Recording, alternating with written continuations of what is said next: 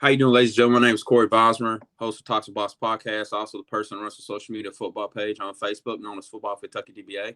Today's special guest is Mark Blankenbaker. How you doing today, Mark? I'm doing great, Corey. Thanks for having me. I'm looking forward to it. No problem, man. For the folks out there that don't know who Mark is the person that started and founded the Crunch Zone and is also co-host of ESPN Louisville, man. So I'm sure you've been pretty busy the last couple of weeks with basketball and everything that's been going on with Chris Mack. I want to get your thoughts on that and the thoughts on how lucky Louisville financially got with settling for 4.8 versus 12 million. Sure, absolutely. Yeah, they've been keeping me busy at Louisville, just as everybody knows around here. There's no such thing as an off season at the University of Louisville. They keep us flowing with content all the time, and at some point, that hopefully will settle down and we can talk about games. Things that are going on the court, on the field, and But first, as far as like the Chris Mack situation, Chris Mack wanted out. I don't really know when he realized he wanted out, but I think a lot of people knew that a buyout was coming. And as it seems to me, his representatives approached Josh Hurd at U of L and said, "We know we're going to get bought out. Let's make a deal." So, got the $4.8 million number down from 12.75. So, Right. you save almost $8 million there. And, like Josh Hurd said, it's never zero. Like if you fight the buyout, you're going to pay a ton of attorney's fees. You're gonna pay the PR cost, right? Like Yeah.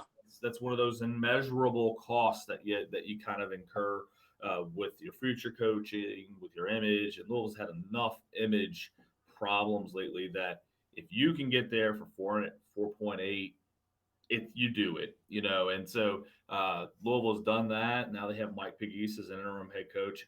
And I don't know how you feel about it, but like I thought they played harder on Saturday against They definitely did, man. One thing that I've noticed is, especially this year, the players have been more giving as far as being susceptible to taking criticism from Mike versus Chris Mack. You could just tell body language speaks more than the mouth moves itself, and the student athlete body language is for Mike versus.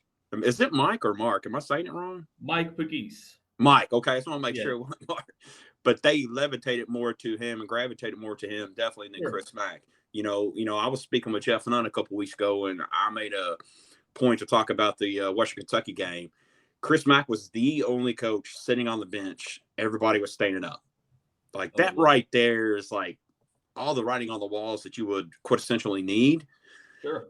And it just was like, Yeah.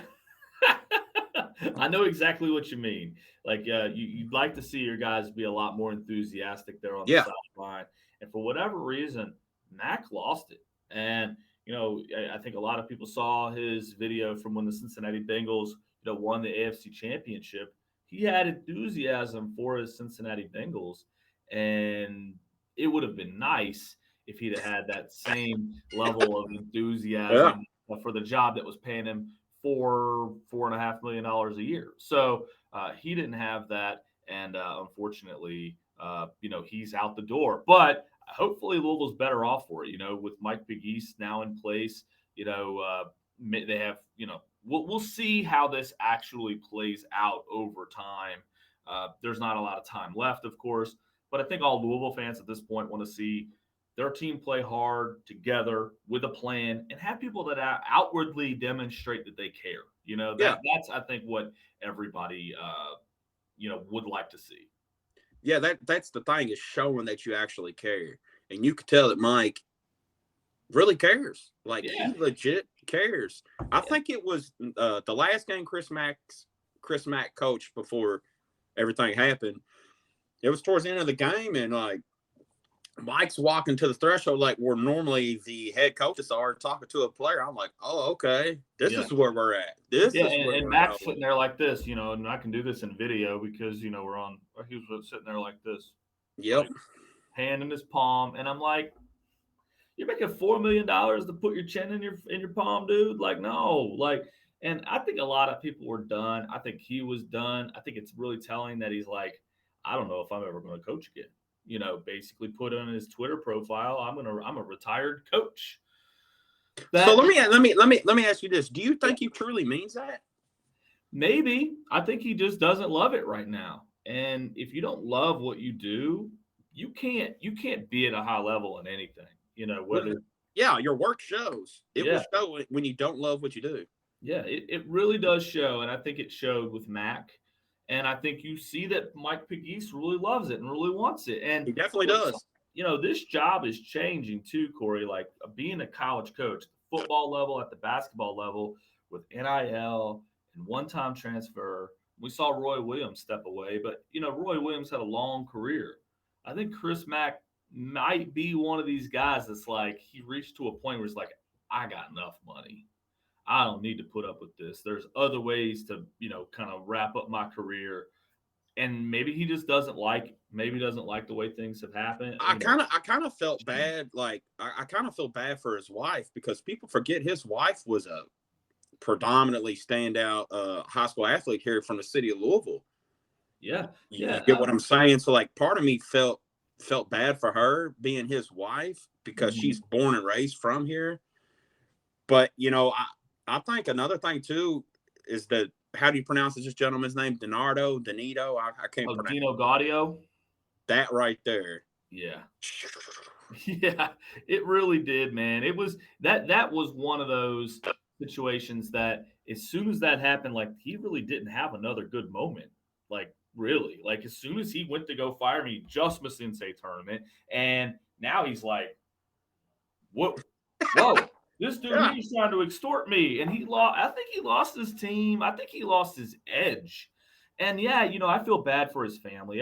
Anytime that somebody's not successful, whether it's at a sales job or a head coach making $4 million a year, you gotta feel bad for them, especially when they're in a public scenario like this. Like the head men's basketball coach at U of L is a very public position.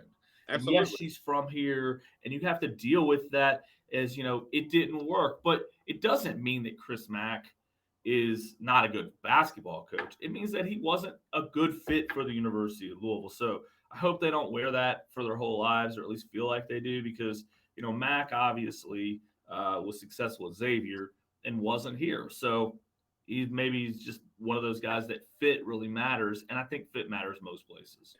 You could tell when he was speaking once it was officially official last week, a very large amount of relief. You could just see it. He was just relieved. I think Yeah. it wasn't the fact that he was leaving Louisville. I just think that him as the man, not as a coach, he was just relieved as a husband and father that it's just the mess, the whatever you want to call it or look at it's just over. Yeah, you You could never just tell. know. It was definitely a relief, and I don't know if it was a family thing or if it was like I don't love this thing, but he was released from whatever he didn't like anymore, and so uh, Louisville's better, Chris Mack's better, everybody's happy. So what's your thoughts on the Tom Jurich rumors? What do you think about that? Completely unfounded, not even close to being accurate or moderately true. Uh, People have to use their brains, is what I would say. And the This is reason a why, man who go ahead. this is a man who got fired from the University of Louisville and took a buyout. Like Louisville's bought him out. Uh, Tom, it'd be like if you were like a guy at UPS, right? And you Yeah. get fired down there, you've been, working down there, and they fired you. And then you called them up and you were like, hey, I'll come back. It doesn't work like that. You've been terminated by the university. Yeah, he got it so that he's not like fired for calls or anything like that in his contract. But we all know what the scenario was down here. And, I appreciate Tom Jurich a lot for what he did at the University of Louisville. I think he deserves a lot of recognition. But there are people who want to see the ants dance here at U of L, so they have no trouble throwing gasoline and fire on them and just watching the world burn. And Louisville fans need to be aware of that and understand that there are people out there that don't want what's best for you. And they're throwing things out there to try to see how you react to them because they don't have any responsibility for how it affects U of L, and they don't care. So Right. you need to figure out like who actually cares about U of L. Tom Jurich isn't coming back to University of Louisville, I hate how it all went down, but it did go down, and he's not going to be able to return. My thing, and it's not. I don't necessarily think it's how just based upon how the contracts and all that was how it went. He was the numero uno when all this started. Sure. Like, how can you bring? How does it make the university look? Let's say hypothetically they do bring him back. How much more desperate could you actually be as a university after everything you went through to bring back that man? Not saying nothing bad about Tom. Sure. You get what I'm saying, though? Well, and here's the thing that Tom Jurich and his supporters, because Tom's not really pushing this, right? His supporters got to understand he was fired almost 5 years ago. He didn't get another job, but a guy who took his place on an interim basis was offered the Florida State job, right? And Vince Tyre. So, there's not a demand out there for Tom Jurich anymore. And there's a reason for that. And I appreciated Tom for what he did and who he was. And Louisville desperately needed somebody like Tom Jurich while he was here. Absolutely. We needed somebody who would fight for us, who would take the bold move, who would do all sorts of, just really awesome things. We needed that guy for a long time. But that we're in the ACC now. We need stable leadership. We don't need to look behind us. We need to look ahead of us and find the next chapter for our athletic department. And, I don't know if that's Josh Hurd. I really don't know who U of L will look at, but it won't be Tom Jurich. Speaking of Josh, man, I will say this. Watching him at the podium once the official word came out about Chris Mack last week, he looked very poised, and he looked like he was ready to take it on. I thought he handled himself very well up there. He was very firm and poignant, making majority of the time he was speaking up there, eye contact with people. Yeah. He did good. What's your thoughts on Josh? I like Josh a lot. I've known him for a couple of years now. I never thought he'd be the interim AD, but I've learned a lot from him on the administration side. He's an administrator for sure. He's a guy that is not going to be, he's different than Tom. He's different than Vince. He's not going to be that superstar rock star, but he's going to be able to get it done. And I think he's also one of those type of people that knows how to hire and knows how to really let people do their jobs. He's an evaluator and he's a really thoughtful guy. And I think that he's on the list of people that is absolutely in play to get this job. And whether or not he does, I think definitely will kind of be in play. I just don't know. I know there's a committee there at EULA and then in the president's office, to kind of go and find our next athletic director. And I think Josh should be on the list. But to be honest with you, I don't know. I don't really know who the next candidate is going to be. I just know it's not going to be Tom. I just know it's not going to be Tom. Go ahead and kill that out. People can send their emails. Yeah. People can send their billboards. They can put up billboards. It's not going to be Tom Jurich, man. It's just not going to happen. And another thing to get back on Tom, and again, not saying nothing bad about Tom. I know he did great things for the city and for the university, but if it ended as bad as it did, why try to make it work again? That's right. I mean, it flamed out horrible. Badly. Yeah. I mean, he got fired, and it was an interim president that fired him. There was, Greg Postal was interim at the time, and he had to do the perp walk, and it was super embarrassing. And to be honest with you, did he deserve to get fired at the time? Probably not, but he did. And he did take the buyout, and he did, there was a lawsuit with the university. Even if it wasn't at that particular time, I feel like he was going to get fired anyways. Right. Too much. There's just too much. There was a lot happening. There was a lot going on, and that was one thing that Tom did. He lived on the edge. He made bold moves. Sometimes people are like, what? How? Huh? We're gonna keep Clint hurt, and I back that up. Getting Clint hurt, but at some point we did reach a saturation level where it was like, oh, okay, now we got the FBI on campus again. What do you do? You can only have the FBI on campus so many times before somebody's got to go. Well, so what's your thoughts though on as far as everything that's happened since then? Because it's just been one thing after another since 2013. It's never not been something. Yeah, it's been And like what a something lot of for a people while. fail to realize, nothing's even been really ultimately truly like done about anything from the NCAA side. Yeah, well, the Katina Powell scenario is finished. We do know that, and Okay. Louisville is what their probation was set to end this past summer, and then Right. the level 2 violations Yeah. came as a result of Chris Mack, GAs, and the 30 for 30 videos, which I don't even know what those really are. They've only been described to me. I've never seen them, but like those potential level 2s might extend Louisville's probation. We have an IARP decision for Brian Bowen, who of course never played at Louisville, and these other circumstances. So some of it has been resolved, but what really I guess is part of the point here is that really ever since the Karen Cipher situation Mm. back in 2000, what was that, 2009, things have rarely been normal around here. And, that's a period of 13 years where, you've got your coach and, an extramarital affairs, on the front page of ESPN. Karen Cypher, I forgot all about that. Imagine. How could I forget that? Right. Wow. Now, we won a national championship. We went to a Final Four. You made a regional final. You won a Sugar Bowl in there. You won a Heisman Trophy. So I'm not going to say it was all bad. There were a lot of really good moments, in that period. But there was a lot of upheaval, and the fact that Louisville was able to kind of hit those moments Yeah. from in this window that we're in is kind of remarkable because when it feels like we're playing like whack-a-mole and we're trying to plug the dam, like we plug that hole and then we're keeping on down the river here. But at some point the boat sinks, and hopefully the boat has sunk. We're putting it together right now, and we're going to get back to being Louisville without all this drama. Like every program is going to have some level of drama, but it's been a lot. That's what I'm saying. Like, I feel bad for, diehard fans like Gary, Redbird. Like, Sure. it's just been flat out one thing after another. It's almost like, when's it going to end? And it's sad ever since 2013, like when it's always been something.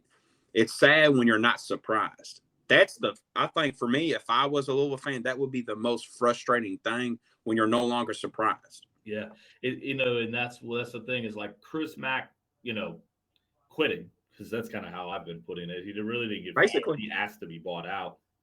Yeah. When that happened, that ought to be a big story, right? That ought to be a legendary story. And here at ESPN Louisville, we did like a day of like extended coverage, and then we just moved on. Like that should dominate the airways for a week. That's the first I actually heard of that. I didn't know he actually flat out came out and asked to do. Wow, Yeah, that's I crazy. mean that's how we understand what happened, but that ought to be like something that like, oh my God, bombshell. Let's jump here. Let's do like spots on ESPN and jump on various news outlets. But anymore, it's like, yep, this is what we do around here. We do all kinds of weird stuff. So, But I mean, now that you brought that up, though, man, think about that, Mark. How often has that never happened when it comes to a coach leaving a place or not, as far as a coach? It hardly. I can't think of. Football coaches sit there and wait to get fired. Football. But I'm talking specifically as far as basketball coaches. Last year, has Shaka Smart basically beat the posse to get him, and just went to Marquette. He was like, you know what, I'm going to go up here to Marquette as long as you don't enforce my buyout. And they were like, yeah, cool, go ahead and go. Yeah. So you get stuff like that happens, and so I think it's more prominent in basketball than it is in football, because in football, you know how it is. These guys sit there and they're like, okay, they're going to fire me, so I'll just sit here in my chair and wait for the athletic director to ring my phone, and they'll buy me out, and then I'll go get my next job. And it's a lot more about buyout culture in football than it is in basketball for some reason. Although I think a lot of coaches are okay with that buyout life. We know Bobby Petrino was. Yep. There's no doubt. I'm okay with the buyout life too, by the way, Corey. If somebody wants to buy me out for a few $1 million, I'll go away forever. Absolutely. I'll go so if you don't like me on the radio and you want to buy me out for like $5 million, I will quit the radio business forever. $5 million is my price. Speaking of football, man? What's your thoughts on Louisville's football coach, Satterfield. Now, there's been a lot of, I wouldn't say like issues, but there's kind of been some substance of issues, Yeah. quintessentially. Like his first year, he over exceeded expectation. Yeah. I mean, flourished, flat out flourished. He set the tone early. Second year, here comes, COVID, all this, and then his name gets brought up with South Carolina. For me, and I want to get your opinion on that before we get into other things about Coach. Do you think that's what rubbed a lot of Louisville fans the wrong way about the South Carolina job? It wasn't that he took the interview. It was a fact that at first he said he didn't, and then it came out that he did. Do you think that's what the issue was? I think there's a lot of issues with it. I think mostly because he would have been leaving Louisville without being a success. I think Louisville fans understood Charlie Strong going to Texas. We'd ridden that wave. We'd gone to the Sugar Bowl. We had Teddy Bridgewater. We knew what he was, but we know that South Carolina is not a better job than Louisville. And so, it's one thing when you're losing your coach to Texas. It's another thing when you're maybe going to lose your coach to South Carolina. I think the re-interview really rubbed people the wrong way because he did interview twice. He drove down to Bowling Green and did that. And, I think a big driving factor for Scott was, his father. He had Exactly in his shoes. And you think about, his dad is recently learned that he was sick. And South Carolina is not that far from where your parents live. You think about, hey, my dad's going to be sick. I want to be there for my family and my mom and my, everybody that, the people that raised me. right. I think he entertained it seriously because of that. I really do. And I agree. And that's a human thing. And, people can be mad at him. I'm not going to be mad at him. He didn't take the job. And he stayed at Louisville, and he only won 4 games that year, and then this year he only won 6. But if you look at what happened in year 1 versus year 3, they're the same games in year 1 and 3. Yep. Louisville in year 1 won a hell of a lot of really close games. They were able to win 8, and last year they were in a whole lot of really close games, and they only won 6. So you make some field goals, you catch some punts, you punch it in from the 1-yard line against Clemson, and you're right there, 8-9 win team this past season. It didn't happen, but I'm encouraged, especially the way that football is recruiting right now. I think they're going to get it done. I really do. And if I'm wrong, I think if they only win 5-6 games this year, that'll be out, and that'll suck. But I think we're going to be in the same position this coming season, down to the wire, really entertaining football games. People got to understand that this is a build process, and the way that they're recruiting right now, like there's some really great things coming down the pipe, and if we can get there with a winning team this year, I think that we'll be really happy down the line. So speaking of recruiting, what do you think of the 2023 class so far with what they've been able to get? Yeah, I'm pumped. I met Pierce Clarkson over the weekend, met his dad, just kind of randomly bumped into him.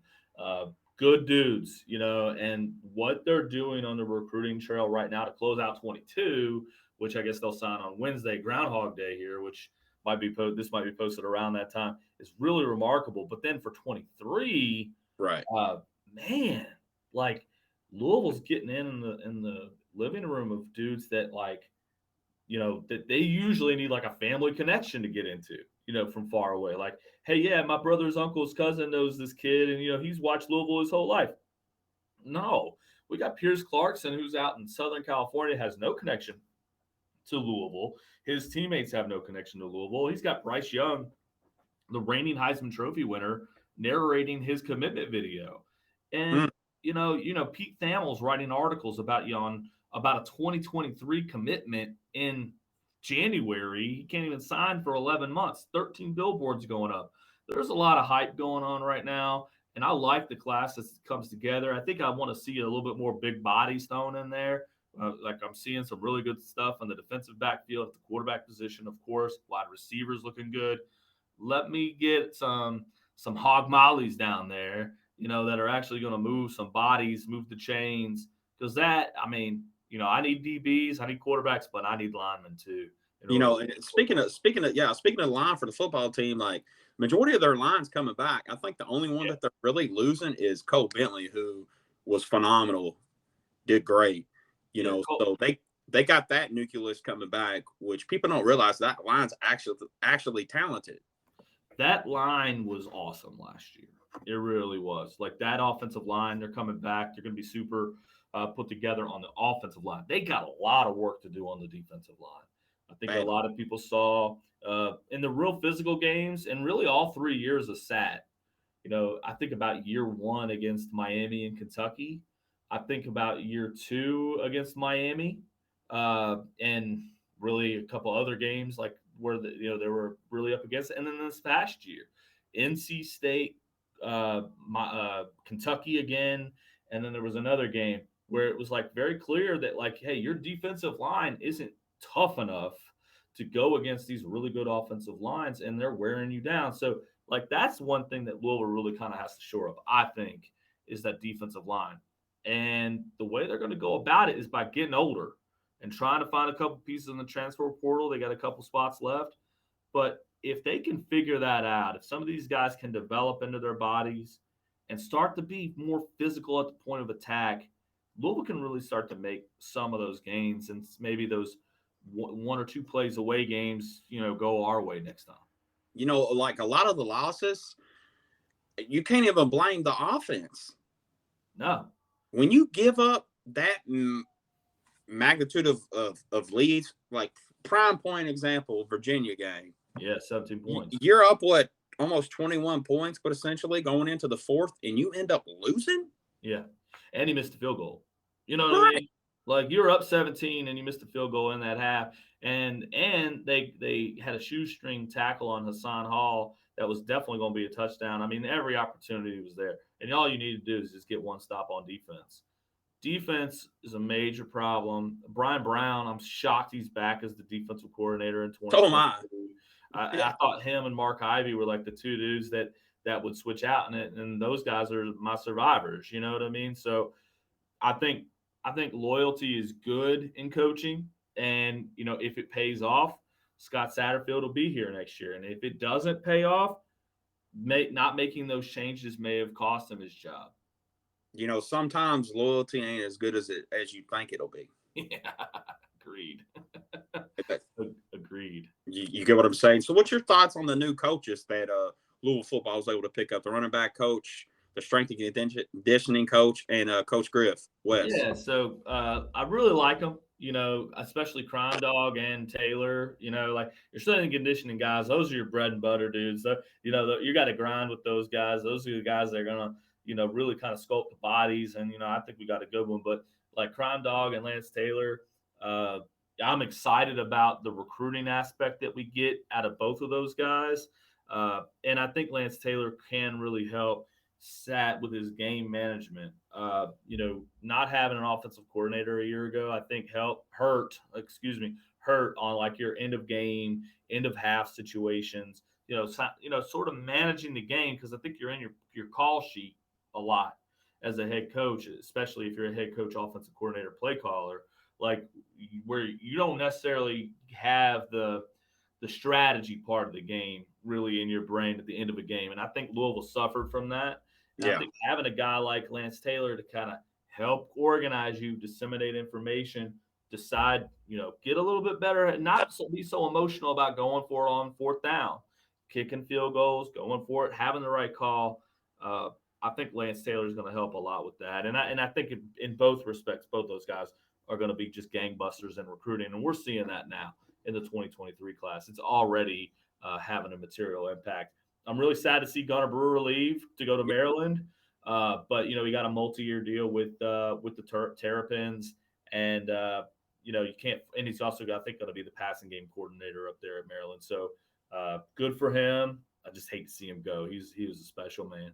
No, he was. Gunnar was definitely instrumental. He was very well-liked, loved, and very well-respected. Gunnar Brewer can come back here anytime as far as I'm concerned. Oh, yeah, definitely. He ended on great terms. He ended on the terms that you would want to end on. Yeah, absolutely.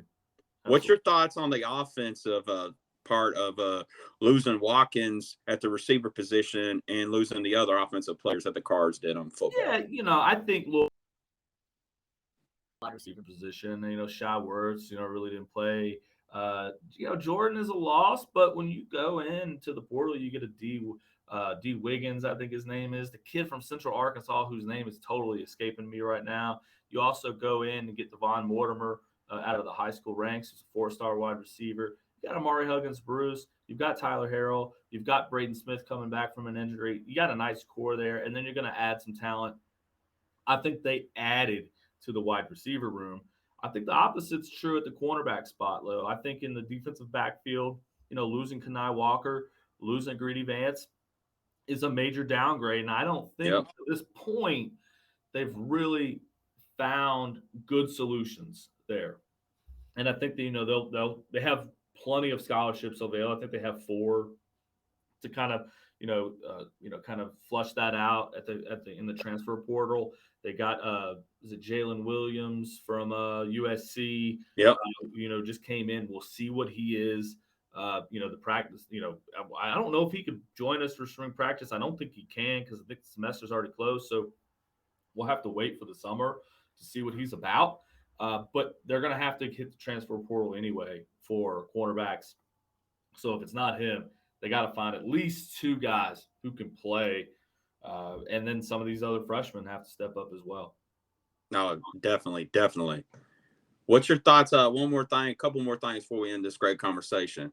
What's your thoughts on Tom Brady? I'm going to get off subject, actually retiring officially today. What's your thoughts on that? I can't believe he played as long as he did. And I was reading something that, if you split his career into 2 parts, you create 2 Hall of Famers. Like he is, and I'm not a Patriots fan, and I'm not a Buccaneers fan. I'm just a football fan. I hated him for a long time, and then when a guy is that good for that long, you grow to appreciate, what he did, on the football field. And I don't have a favorite NFL team. I just kind of cheer for whatever Louisville football players on, at the time. And Deion Branch, obviously won a Super Bowl MVP. Hey, speaking of Deion, what's your thoughts about bringing back somebody that's got that much lure, experience in NFL, winning Super Bowl MVP, Super Bowl champ, all-time great at U of L? What's your thoughts on bringing somebody like him back, and how do you think that's going to help shape the culture moving forward, not only for football but all athletics? I think it'll help. I think it's more about just you got these kids that are 18 to 22 years old, and a lot of times their first 2 years on campus, and this, like these guys, they're not getting the reps, they're not hitting the field, they're putting a ton of work in, and it's not popping off for them right away. And I think Deion Branch is the perfect dude to put his arm around a guy and be like, look, you can get the Super Bowl ring, you can get to the league if you don't play as a freshman. You know what I mean? Like, just slow your roll. Understand that a lot of dudes don't get on the field as a freshman. Football is a work while you wait sport. And I think Deion Branch has that perspective, even whether it was a junior college player or, a pro, early days of being a pro and kind of having to wait his turn. That all this stuff kind of leads up to it. Like, he's seen it. He's seen tons of dudes, and he has lots of resources in his phone of guys that he can call and have the exact scenario that a player at the University of Louisville is currently going through that he can draw from. Be like, look, it's gonna work out. And so I see Deion Branch as being like it's gonna work out type coach. And maybe eventually one day, an on the field coach. But I think he's starting his coaching career right now. He's got to see how things work, before I think he hits the field. But I wouldn't be surprised to see him 2-3 years from now on the field coaching probably wide receivers or another position for a college team somewhere, and maybe hopefully Louisville. Oh, definitely. You always want somebody like that there. How important do you think it is for a university to have a past alum involved? I love it. I don't know that I need them involved with the coaching staff necessarily. I like it if somebody's capable and comes back. I don't need to force it, if that makes sense. No, not for sure. But I do think that every school, and especially Louisville, we need to wrap our arms around our guys. if we got extra seats and we're 10 days away, I'd have an email going out to every single person that ever played and let them claim tickets for the Yep. family. You know what I mean? If there's a suite available that U of L has open that is unsold, I'm offering that up to my people. You know what I mean? That's a brotherhood. That's a fraternity of people that built this program. And if you can offer them free tickets to a game, free suite access, free club level access, access to the program and watching practice, going to a scrimmage, going to a workout, I don't know where you draw the line here, but I do think that there's a program that should be developed in every program, and especially University of Louisville, because it's a program I care about, for its former players. And it shouldn't matter if Scott Satterfield or Bobby Petrino or Charlie Strong is the head coach. Like, it should just be there in place, no matter who the coach is. Yeah, that's one thing that I think, honestly, that I've noticed personally that's been kind of missing. I don't know, maybe basketball, but maybe for football specifically, the only time I've ever seen any of past alumni there is at like Virginia game or a Boston College game. I'm like, you got too many all-time greats, NFL players. I can tell you that a lot of these guys are there, but they're there on their own. You know what I mean? They're not there in official capacity. They're not there with their brothers, and I think it's cool. Like, if you could open up 50 tickets, if there's 50 available and everybody's sitting together. You know what I mean? Like, you have that camaraderie if you're in the same place. Yes. And if they're getting them for free, they could be anywhere in the stadium. But just get them in the stadium. You know what I mean? Like, especially some of the bigger games. But I just think that there ought to be a better program. But, Louisville is not unlike a lot of major programs that have a lot of coaching turnover. Like, whenever you have a lot of coaching turnover, you have that disconnect. Because these guys play for Charlie. These guys play for Bobby. These guys play for John L. These guys play for Kreckdorf or whatever it is. That all that turnover really kind of breaks up. And where you really see it, where it is all together, is like when you get a long-time coach. Yep. Like Saban right now, he's got a lot of guys that are coming through those doors at Alabama, but it's because they all played for Nick. When you get a new coach in there, those guys still going to feel comfortable just showing up? Maybe not. So what you got to do, if you're Alabama or if you're Louisville or whatever, is you got to have a program that's outside of the coaching staff. The coaches aren't going to organize that. They're going to organize their own team. So, and they're going to prioritize the guys that are in their life. They're not going to prioritize the guys that are in this program. And that's just something that universities got to have to kind of, grapple with a little bit. Definitely. Before we end this conversation, if you could give one piece of advice out there to folks, what would it be and why? Advice in terms of what? Like just regular on life or? Just life in general. Okay, that's interesting. Don't live in the wreckage of your future. There's a lot of people that don't do things because they're worried that, hey, man, this could happen. It could happen, but it may not happen. And what you're going for might be what, that greater reward is better than, what's going to wreck. If you wreck the car, you start over. So, people a lot of times worry about things. They have a lot of anxiety about, man, what's going to happen when I'm 30? What's going to happen when I'm 50? What's going to happen, if I don't get that job? Well, what happens if you do? What happens if it's great when you're 50? You know what I mean? Like, don't freak out if, there's a girl that you really like and she says no. You tried. At least you don't have to worry about not living with that regret of never saying anything. So don't live in the wreckage of your future. Be yourself, and everything will work out just the way it's supposed to. Mark, I want to thank you for your time, sir. Greatly appreciate it. Look forward to chatting with you again soon, man. Go Cards. Take care, Corey. Yeah, man. Yes, go Cards. We'll see you soon.